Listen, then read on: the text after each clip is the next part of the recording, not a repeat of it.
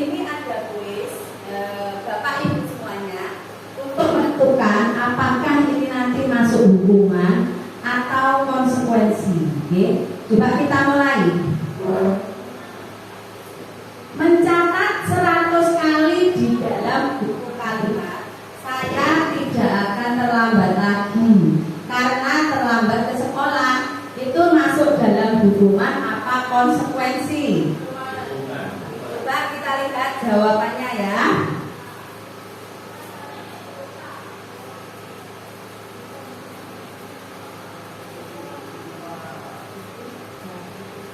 Ya, betul. Ternyata jalan adalah hukuman. Terus soal kedua, lari mengelilingi lapangan basket 2 kali karena terlambat hadir ke sekolah. Hukuman apa konsekuensi? Coba kita lihat lagi. Iya, betul, hukuman. Soal ketiga, murid diminta untuk push up 15 kali karena tidak menggunakan masker ke sekolah. Push up ya. Masuk apa? Hukuman. Coba kita lihat. Betul. Anak murid kan disuruh berlari, berarti kan hukum, gitu. Terus berikutnya lagi, menggantikan kertas tugas teman yang telah dicoret-coret. Masuk apa?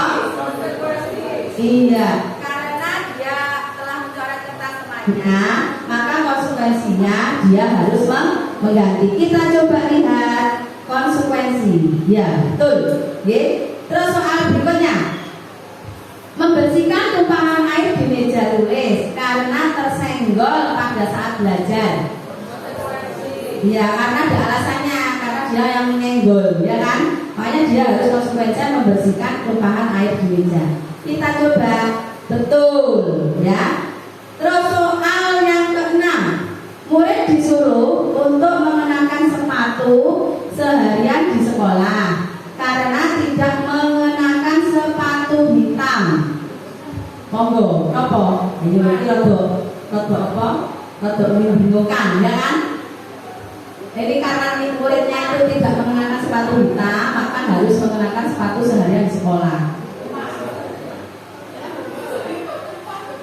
Lalu siapa yang hukuman? Coba. 1, 2, 3, 4, 5, 6, 7. Yang konsekuensi? Tidak ada, berarti yang lain ragu-ragu. Coba kita lihat apakah hukuman? Salah. Yang betul konsekuensi. Kenapa? Karena dia nggak pakai sepatu hitam, makanya sehari dia butuh sepatu, nggak usah dicepot sampai mulai kalau dipegait. Itu namanya konsekuensi.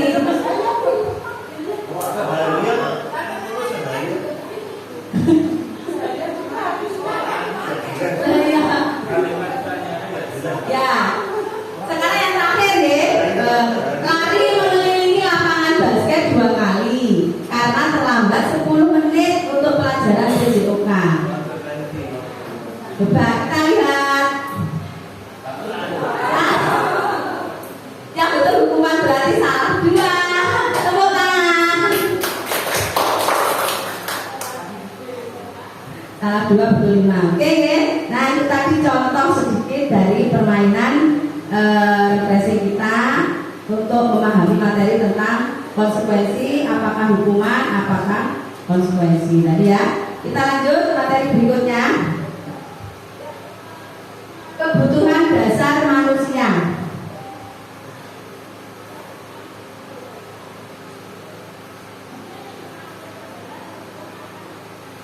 Nah, apa saja kebutuhan dasar manusia itu? Yang pertama, ini adalah kebutuhan kasih sayang dan rasa diterima.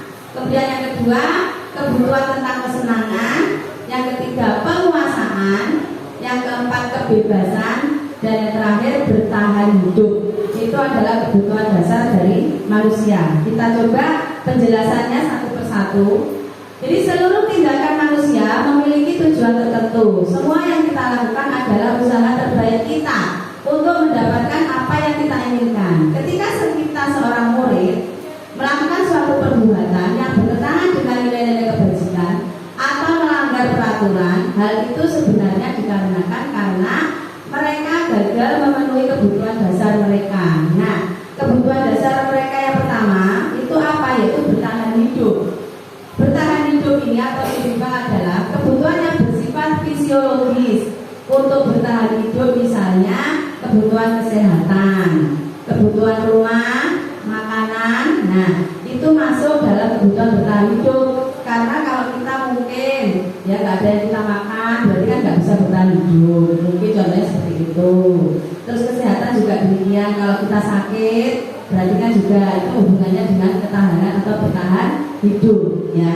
Jadi komponen psikologis ini pada kebutuhan ini meliputi kebutuhan akan perasaan aman. Karena kalau kita punya cukup makanan, kondisi kita badan kita sehat, ya punya rumah untuk berteduh, maka kita dapat bertahan hidup. Itu ya yang pertama. Lalu yang kedua, kasih sayang dan rasa diterima. Ini kebutuhan dasar yang kedua, yaitu kebutuhan untuk disayangi dan diterima, meliputi kebutuhan akan hubungan dan koneksi sosial, kebutuhan untuk memberi dan menerima kasih sayang, dan kebutuhan untuk merasa menjadi bagian dari suatu kelompok. Kebutuhan ini juga meliputi keinginan untuk tetap terhubung dengan orang lain, seperti teman, keluarga, pasangan hidup, teman kerja, atau binatang peliharaan dan kelompok lainnya. Jadi intinya kebutuhan kasih sayang dan rasa diterima ini adalah kebutuhan bersosial. Jadi meliputi banyak aspek. Jadi baik dari pihak keluarga, dari pihak teman sekitar kita, ataupun dari kelompok yang lainnya. Itu ya. Terus yang ketiga adalah penguasaan. Kebutuhan ini berhubungan dengan kekuatan untuk mencapai sesuatu menjadi kompeten, menjadi terampil dan diakui atas prestasinya atau keterampilan kita, keterampilan yang dimilikinya, yaitu didengarkan dan dimiliki rasa harga diri.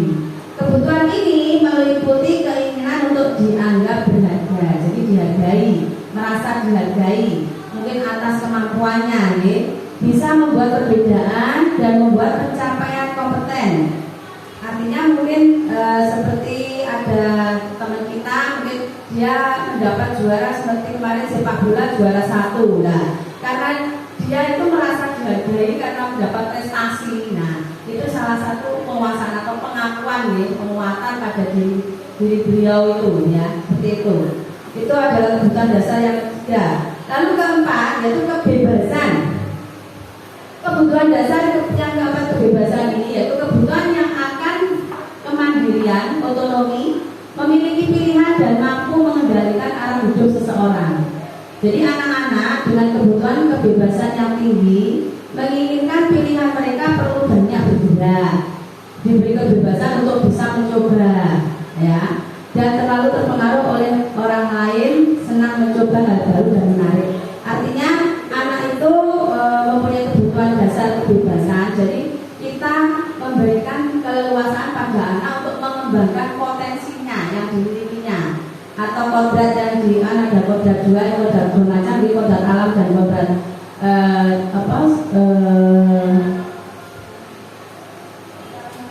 itu. Jadi dia merasa nyaman kalau diberi kebebasan untuk menentukan pilihannya sendiri, seperti itu, ya, kemampuannya untuk dieksplor, gitu, ya. Berikutnya lagi yaitu kesenangan. Jadi setelah diberi kebebasan mereka akan mungkin merasa senang, yaitu kebutuhan ini untuk mencari kesenangan, bermain dan tertawa-tawa bersama teman-teman yang lainnya. Nah, anak-anak di sini akan merasa menikmati apa yang dilakukannya itu. Jadi mereka bisa berkonsentrasi tinggi saat mengerjakan hal-hal yang disenangi. Jadi setelah merasa bebas untuk mengembangkan kemampuannya atau mengeksplor yang dimilikinya, dia merasa senang dan enjoy menjalani suatu proses pembelajaran. Jadi dia bisa berkonsentrasi dengan rasa senang, ya, tanpa ada rasa tekanan. Tuh. Berikutnya lagi itu tadi tentang kebutuhan dasar. Sedangkan materi kita yang berikutnya di sini kita akan melanjutkan tentang posisi kontrol restitusi. Jadi posisi kontrol seorang guru itu ada berapa macam? Ini kita kenal ada 5. Yaitu guru sebagai mungkin mempunyai posisi sebagai penghukum, Lalu yang kedua, membuat orang merasa bersalah. Lalu merasa sebagai teman, kemudian sebagai pemantau, dan yang terakhir sebagai manajer. Jadi ada 5 posisi kontrol itu kita sebagai seorang guru. Ya, contohnya yang termasuk identitas gagal atau kontrol dari luar itu ada 2 macam, yaitu penghukum dan membuat orang selalu merasa bersalah. Ya, itu contohnya di sini guru menghardik, ya menunjuk-nunjuk misalkan, atau menyakiti atau menyindir. Nah, itu salah satu penghukum. Jadi kamu itu tidak mengerjakan tugas, kan menunjuk-nunjuk anak itu artinya kan menghukum. Terus membuat orang merasa bersalah. Contohnya ini gini, seharusnya ibu kecewa karena kamu tidak mematuhi apa yang ibu tentukan, misalnya seperti itu. Seperti kata-kata itu kan anak merasa bersalah. Oh iya, saya telah mengecewakan guru saya, seperti itu. Sedangkan yang sebagai teman itu contohnya membuatkan alasan-alasan untuk muridnya. Jadi oh ya ini karena kamu belum mengerjakan ini saya kasih kesempatan. Misalkan semua anak itu kan nggak harus memang bisa melakukan seperti kalian. Kenapa alasanmu kok kamu bisa tadi nggak mengerjakan tugas? Jadi kita sebagai teman tidak menghukum anak atau menyalahkan anak, tapi kita bisa bicara baik-baik dengan anak, seperti itu. Lalu pemantau, kalau pemantau ini menghitung dan mengukur, artinya segala sesuatu yang dilakukan anak itu selalu kita nilai atau kita awasi, seperti itu pemantau itu. Dan kalau manajer itu mengajukan pertanyaan-pertanyaan. Jadi ada beberapa pertanyaan mungkin yang mengakibatkan anak tadi tidak menjalankan tugas kita dengan baik, gitu. Terus ini guru berkata, tadi guru berbuat, sekarang guru berkata. Contoh menghukum, kalau kamu tidak melakukannya, awas ya, kamu nanti akan saya suruh seperti tadi, suruh berlari, seperti itu kan berarti menghukum. Kalau membuat orang merasa bersalah, kamu seharusnya sudah tahu itu, dan ibu lelah sekali mengatakan hal itu pada kamu, seperti itu. Tapi kamu tetap aja tidak berubah. Nah, seperti itu merasa anak merasa bersalah. Ini kata-kata seperti itu contohnya. Terus kalau contoh sebagai teman, ayolah lakukan demi ibu, masa kamu tidak mau? Ingat, ibu tidak pernah membantu kamu, misalnya. Kamu sendiri yang harus berubah, seperti itu misalkan. Sedangkan pemantau itu gini, kita menghubungkan dengan peraturan. Apa tuh sebenarnya peraturannya yang sudah kamu ketahui? Itu kan pemantau, artinya anak sudah tahu itu salah, makanya ditegaskan apa seharusnya peraturan yang sudah kamu ketahui. Terus yang sebagai manajer, apa yang kita yakini, apa yang bisa kamu kerjakan, dan apa yang bisa kamu lakukan untuk memperbaikinya itu sebagai manajer. Okay? Terus hasilnya dari tadi yang sudah kita laksanakan tadi, baik dari guru berbuat atau berkata, itu yang pertama, kalau sebagai penghukum, anak akan memberontak dan menyalahkan orang lain. Sedangkan juga bisa mungkin anak akan berbohong, mencari-cari alasan. Kalau membuat merasa bersalah, menyembunyikan atau menyangka atau berbohong, ini hampir sama ya. Jadi dia akan tidak berkata dengan jujur dalam berbohong. Lalu teman, ini karena kita selalu memaafkan dan selalu memaafkan, akhirnya anak akan merasa tergantung pada kita. Terus sebagai pemantau itu menyesuaikan dirinya bila diawasi. Jadi kalau ada pengawasan dulu, dia juga akan berubah atau mematuhi peraturan. Tapi kalau tidak diawasi, dia akan kembali lagi seperti itu. Dan yang terakhir ini menguatkan diri kalau kita sebagai manajer. Okay? Tuh, tadi hasilnya. Terus kaitannya dengan murid berkata tadi, murid berkata, sekarang ganti murid berkata. Kalau guru hukum,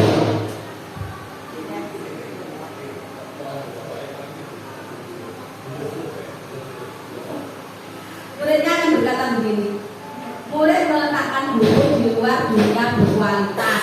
Okay. Artinya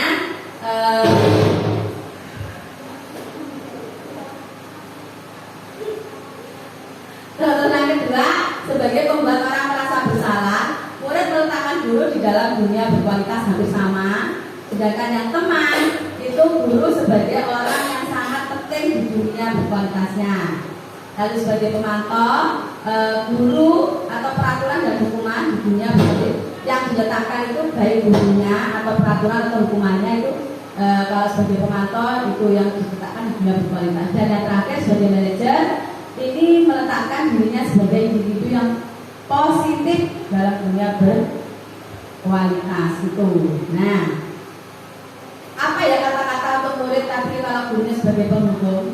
Biarkan saja, nanti juga akan marah-marah lagi. Jadi kadang-kadang anak sudah hafal guru ini kalau masuk di kelas saya itu mesti marah-marah, seperti itu artinya.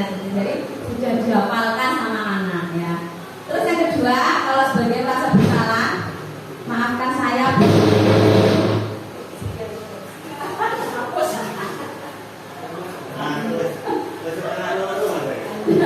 Terus dan yang terakhir, bagaimana caranya kita bisa memperbaiki keadaan ini ya?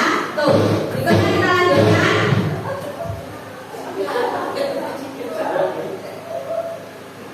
Coba dari dua permasalahan ini, pernyataan-pernyataan ini ya, saya kecewa sekali dengan kamu ya.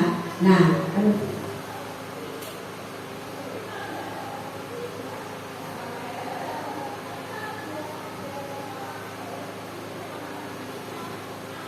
langsung kita lanjutkan materi berikutnya, yaitu keyakinan kelas ya. Keyakinan kelas, apa sih keyakinan kelas itu? Nih, mengapa tidak peraturan saja? Mengapa harus keyakinan kelas? Jadi di kurikulum merdeka ya, itu sudah kita ketahui bahwa untuk tata tertib itu kan tidak ada ya, tidak adanya di sini adalah kesepakatan kelas atau keyakinan kelas. Nah, keyakinan kelas itu apa? Itu mengapa kita memiliki peraturan harus menggunakan helm bila mengendarai kendaraan roda 2. Nah, itu kan peraturan dia menggunakan helm. Nah, kenapa kalau kita harus pakai helm? Keyakinan kelasnya kenapa?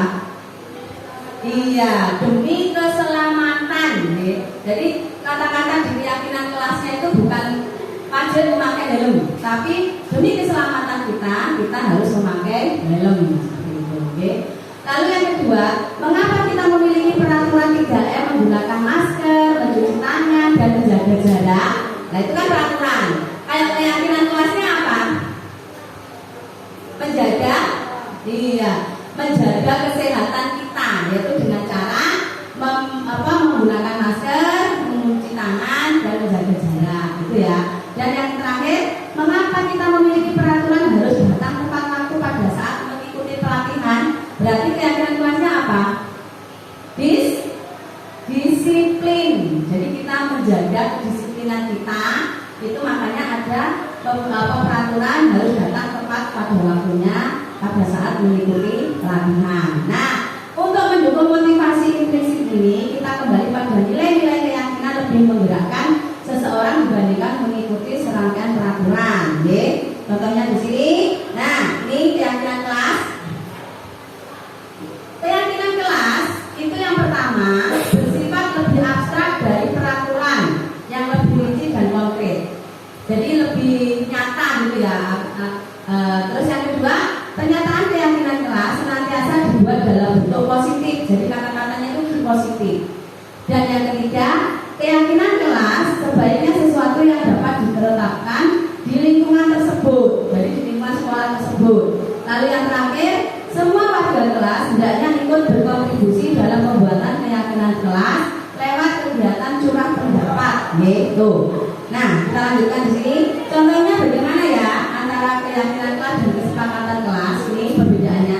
Kalau kesepakatan kelas itu lebih konkret menggunakan kalimat positif. Sedangkan keyakinan kelas lebih abstrak dan bersumber pada nilai-nilai kebajikan universal seperti kedisiplinan, tadi keselamatan, kesehatan, peduli atau menghormati dan lain-lain. Nah, contohnya ini. Mendengarkan penjelasan guru, membiasakan salam, senyum, sapa itu masuk dalam kesepakatan. Sedangkan keyakinan kelasnya setiap anggota perlu saling menghormati. Jadi menghormati itu baik hormat pada guru maupun hormat seluruh warga sekolah. Jadi kalau keyakinan kelas kata-katanya secara global, ya secara menyeluruh. Kalau kesepakatan itu dijelaskan satu persatu gitu. Nah, ini coba selalu kembalikan buku ke tempatnya. Kira-kira itu keyakinan kelas apa ya? Keyakinan kelasnya mengembalikan buku pada tempatnya. Kata-kata yang tepat untuk keyakinan kelasnya apa? Kira-kira. Monggo, coba, cul. Nah, kita lihat aja langsung. Kalau kembalikan buku ke tempatnya berarti menumpukan rasa tanggung jawab. Jadi dia punya rasa tanggung jawab untuk mengembalikan buku tadi pada tempatnya. Lalu dilarang mengganggu orang lain, berarti dia menghormati. Contohnya lagi, hadir di sekolah 15 menit sebelum pembelajaran. Ini juga mempunyai berkomitmen ya. Dilarang melakukan kekerasan, berarti menjaga keselamatan dan menghormati orang lain. Lalu dilarang menggunakan narkoba, berarti kesehatan, demi kesehatannya. Lalu bergantian atau menunggu giliran, ini juga menghormati orang lain atau bersabar. Gunakan masker, ini untuk kesehatan dan keselamatan. Dan jangan berlari di kelas atau koridor, ini juga keselamatan atau keamanan. Yaitu contoh dari peraturan, bedanya antara peraturan dan keyakinan kelas. Nah, sekarang kita masuk pada materi kita yang terakhir, yaitu segitiga restitusi. Ini ya, segitiga restitusi ini ada 3 macam, yaitu yang pertama tentang validasi kebutuhan, lalu menstabilkan identitas, dan menanyakan keyakinan. Nah, contoh kalimatnya yang validasi kebutuhan, kamu tentu punya alasan. Jadi misalkan anak melakukan suatu kesalahan, itu kan kita sebagai seorang guru dengan kemanusiaan langsung memanggil anak itu dan mungkin menghukum atau memberikan hukuman atau mungkin di tadi restitusi tadi lah. Nah, ini enggak tadi. Jadi anak yang tadi melakukan kesalahan tadi itu petanya ditanya, mengapa alasannya kamu kok melakukan kesalahan itu? Terus yang kedua, adakah cara yang lebih efektif untuk mendapatkan apa yang kamu butuhkan? Artinya anak ditanya dulu alasannya, jadi kita tidak langsung menyalahkan gitu. Jadi si anak kan punya alasan dari kenapa melakukan itu. Lalu setiap orang pasti pernah melakukan kesalahan itu, dan kamu bukan satu-satunya yang pernah melakukan itu, untuk menstabilkan identitas. Lalu yang terakhir, menanyakan keyakinannya. Nilai apa yang telah kita sepakati? Nah, kamu ingin menjadi orang seperti apa? Artinya, tadi misalkan anak tidak membuang sampah dengan tempatnya, tapi dengan cara dilempar, ya, misalkan. Nah, itu ditanya, kenapa tadi kamu kok membuang sampah itu kok dengan cara kamu lempar, tidak kamu taruh di tempatnya? Karena saya keburu-buru, Bu. Saya mau segera membeli nasi, buru habis, misalkan. Nah, yang betul itu sebaiknya bagaimana? Saya meletakkannya itu harus di tempatnya, pada tempatnya, tidak dilempar seperti itu. Jadi kita nggak langsung menyalahkan, tapi tanya dulu, kenapa alasan anak tadi kok sampai membuang sampah dengan melempar, tidak meletakkan seperti itu. Jadi itu ya, contohnya itu segitiga restitusi. Nah, menstabilkan identitas tadi, contohnya guru berkata tadi, berbuat salah itu adalah hal yang manusiawi, tidak ada manusia yang sempurna. Bapak Ibu juga membuat salah, kita pasti bisa menyelesaikan permasalahan ini. Bapak Ibu tidak tertarik untuk mencari tahu siapa yang benar, siapa yang salah. Bapak Ibu hanya lebih tertarik untuk menyelesaikan masalah itu. Seperti yang saya contohkan tadi. Jadi kamu menyalahkan dirimu sendiri terus-menerus. Apakah kamu bisa bersikap baik pada dirimu sendiri? Contoh pertanyaannya seperti itu. Jadi anak ditanyai alasannya. Terus sedangkan validasi kebutuhan, ini misalkan contoh kata-kata yang diutarakan ya. Kamu bisa saja melakukan hal yang lebih buruk, tapi kamu tidak melakukannya kan? Artinya menstabilkan, jadi kita mencari validasi tentang hal tadi dan seterusnya ya. Dan yang terakhir, menyanyikan keyakinan. Guru berkata, terakhir lagi ya, apa nilai yang kita percaya di kelas atau sekolah kita? Contohnya seperti itu. Jadi nilai-nilai yang sudah kita tentukan bersama tadi itu apa? Ya, kita ingatkan kembali anak itu. Ya, tuh. Nah, terima kasih karena waktunya habis. Sekarang saya ingin Bapak Ibu guru sudah saya sampaikan tadi. Jadi materi kita tentang budaya positif itu tadi refleksinya atau dengan kata lain kesimpulannya yang bisa diterima dari Bapak Ibu itu apa ya? Coba sekarang saya bagikan sticky note ini. Tolong dituliskan apa yang sudah Bapak Ibu peroleh pada hari ini.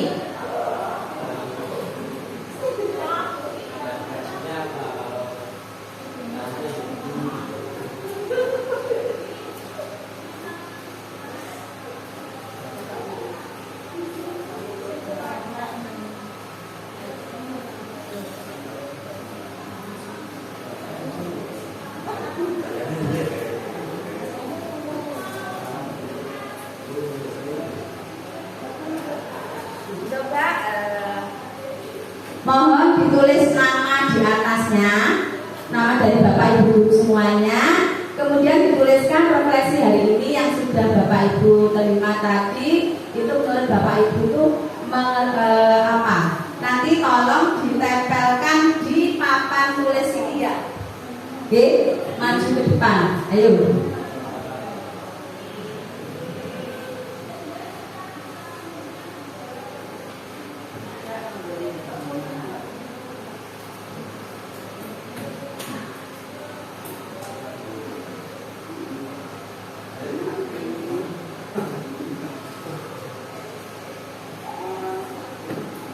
Kalau sudah ditempel, kamu jenangkan.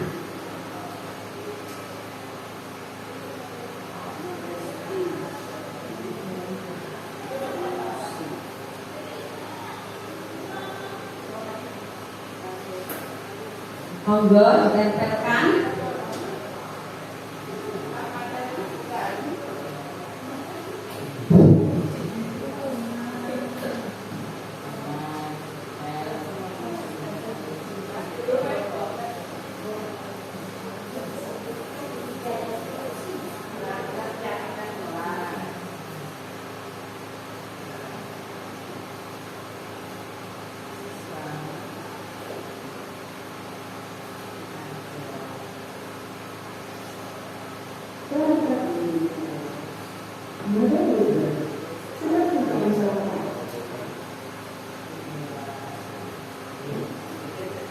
Monggo yang lainnya.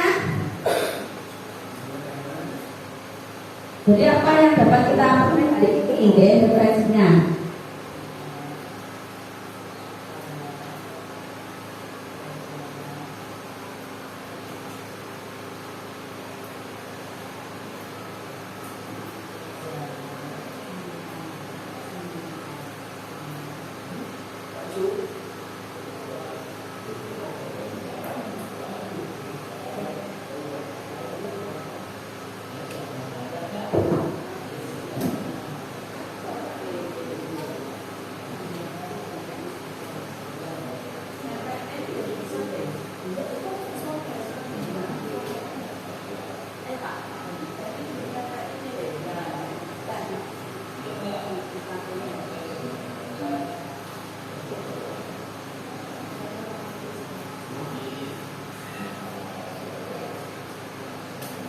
Sudah, Bumi, monggo ditempelkan.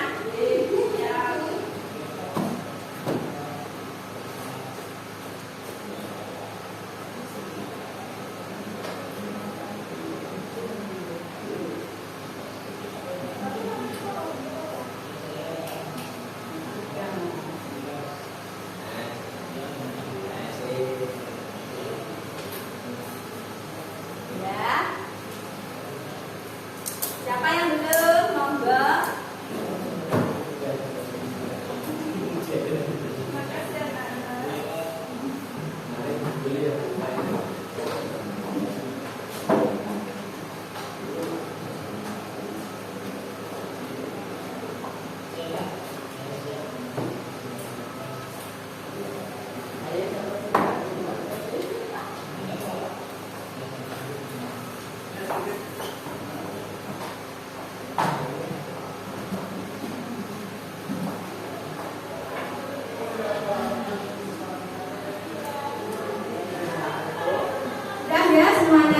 Terima kasih Bapak Ibu guru untuk mengikuti diseminasi saya tentang budaya positif. Semoga nanti bermanfaat dan Bapak Ibu bisa mengembangkannya di pembelajaran di kelasnya masing-masing. Demikian yang bisa saya sampaikan. Sebelum saya akhiri, kita berdoa dulu. Semoga nanti kita sampai di rumah tiada halangan apapun. Kita mulai berdoa sesuai dengan agama dan keyakinannya masing-masing. Berdoa mulai.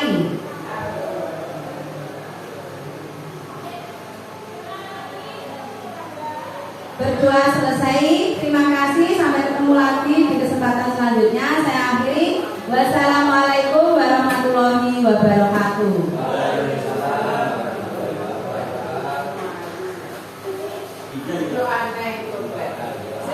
Coba sekarang kita bacakan ya salah satu dari refleksi yang sudah Bapak Ibu tuliskan di papan tulis tadi. Yaitu yang pertama, penyampaian materi cukup baik, runtut dan lanjutkan. Terima kasih Pak Ujimanta.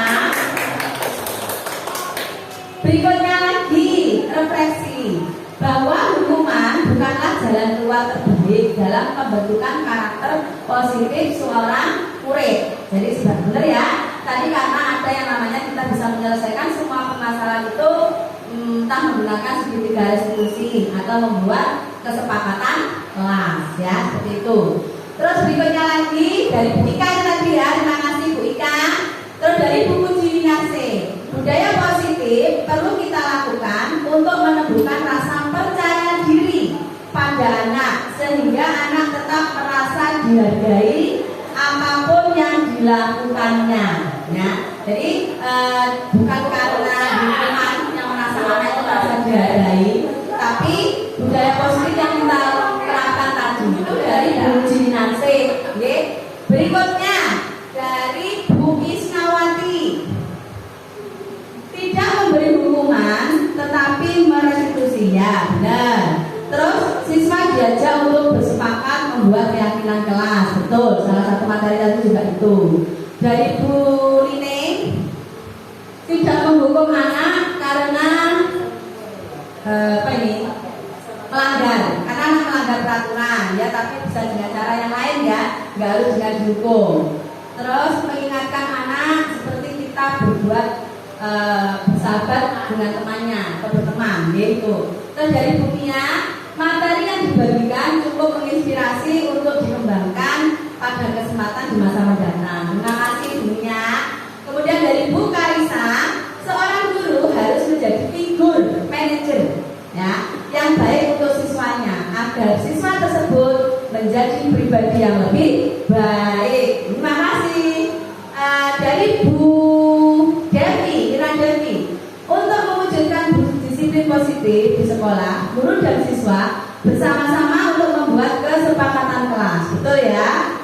Terus ini dari Pak Johan, siswa diajak untuk belajar berdisiplin positif, yaitu untuk menerapkan motivasi dan kebutuhan dasar. Jadi itu nanti yang diperoleh Pak Johan dalam mengikuti diseminasi kali ini. Jadi Pak Johan mengerti tentang disiplin positif, kebutuhan dasar manusia dan motivasi ya. Itu. Kemudian ini dari Pak Sampai ya, perubahan paradigma belajar, terus disiplin positif dan motivasi. Benar. Dan yang terakhir, untuk menciptakan lingkungan belajar yang ideal perlu kerjasama dan saling pengertian antara setiap individu yang ada di sekolah. Benar sekali. Terima kasih ya semuanya Bapak Ibu Guru atas refleksi yang disampaikan pada hari ini. Terima kasih.